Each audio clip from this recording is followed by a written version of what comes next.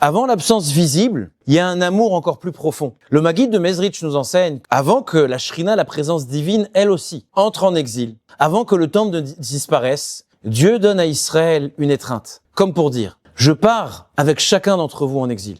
Alors peut-être vous ne me verrez pas comme avant, mais ne croyez jamais que je vous ai abandonné. Et ça, c'est le secret de cette période que nous vivons qui s'appelle la période des 3 semaines. On commémore la destruction par cette période de deuil. Mais aussi, on nous invite à découvrir le jour où l'amour visible devient un amour qui est caché. Parce qu'après la destruction, cette présence doit être découverte partout. Dans notre foyer, dans une page d'étude du Talmud, dans une prière qui est murmurée, à notre table de Shabbat, dans une larme qui est versée. Dans cette force de ce peuple qui refuse de disparaître et qui cherche la lumière partout. Et c'est pourquoi nos sages disent quelque chose d'incroyable. Mashiach est né le 9 Av.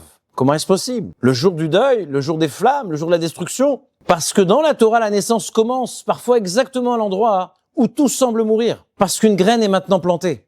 Celle de la reconstruction, celle de la consolation. Et l'histoire l'a montré. Après chaque tentative de destruction, le peuple juif aurait pu disparaître. Mais c'est là que naissent les plus grandes forces que nous avons connues. La Mishnah, la Gemara, le Midrash, la Kabbale, le concept de synagogue, le concept de Beth HaMidrash, le concept de table juive, d'éducation juive, vont naître lors de l'exil. Cette capacité extraordinaire de transformer chaque endroit en un véritable sanctuaire.